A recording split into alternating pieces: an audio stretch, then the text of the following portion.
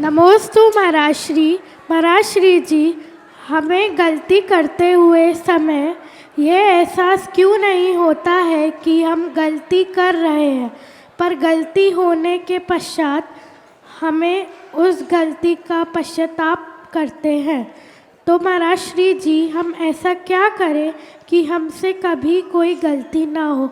महाराज श्री जी, कृपया कर मेरी शंका का समाधान कीजिए। नमोस्तु महाराज। देखो, गलती करते समय इस बात का एहसास न होना कि हम गलती कर रहे हैं, गलती के बाद पश्चाताप होना, और तुम्हारा जो भाव है कि हम गलती न दोहराएं, इसके लिए क्या करें।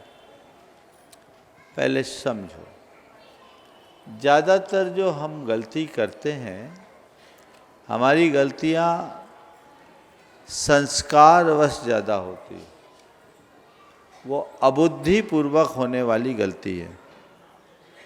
जैसे गुस्सा, अपशब्द बोलने की आदत, प्रतिक्रिया करने की प्रवृत्ति, ये जो चीज़ें हैं ये आदतन करते हैं। ये पुराने संस्कार हमारे सबकॉन्शियस में इतने जमे हुए हैं कि ना चाहते हुए हमें पता ही नहीं लगता हम कब गलती कर दिए। लेकिन गलती कर चुकने के बाद यदि मन में पश्चाताप हो रहा है, तो इसे भी मैं एक अच्छी शुरुआत मानता हूँ। गलती करने का एहसास नहीं हो रहा है, गलती करने के बाद यदि एहसास हो और पश्चाताप हो, तो अपनी निंदा ग्रह करो और मन ही मन एक संकल्प लो कि अब मैं इस गलती की पुनरावृत्ति नहीं करूँगा, अब मैं इस गलती को दोहराने से बचूंगा। पश्चाताप का मतलब होता है प्रतिक्रमण, और पुनरावृत्ति न करने के संकल्प का मतलब है प्रत्याख्यान। ये दोनों काम साथ साथ करो, अपने आप सजगता आती, सावधानी आती। फिर एक काम और करो, जब जब ऐसी गलतियां हो, अपने मन को धिक्कारो, 9 बार भगवान का नाम लो, नमोकार जपो।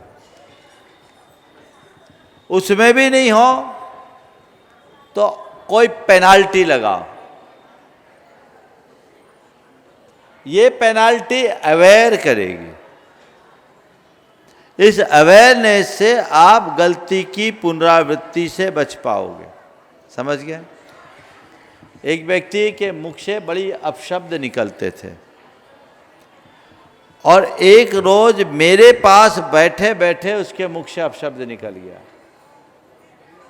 समाज का प्रमुख व्यक्ति, जो शब्द उसके मुख से मेरे सामने निकले कतई शोभन नहीं थे, किसी के सामने बोलने के लायक नहीं थे। बोलते समय बोल दिया, उस समय मैंने उसे इग्नोर किया। बाद में जब वो अकेले आया, मैंने उससे कहा, भैया तुम क्या बोलते, तुम्हें ख्याल है?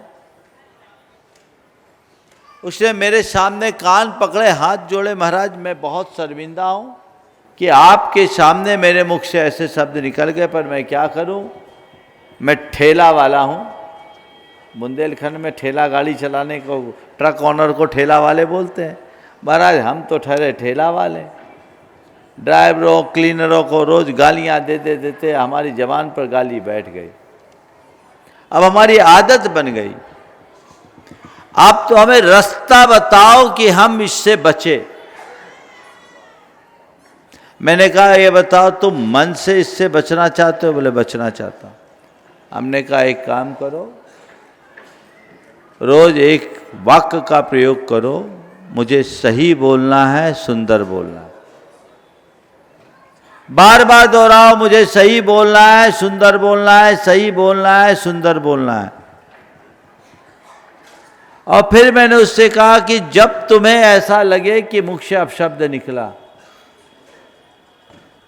जितनी बार अपशब्द निकले मंदिर के गुल्लक में 100 रुपए की पेनाल्टी डालो।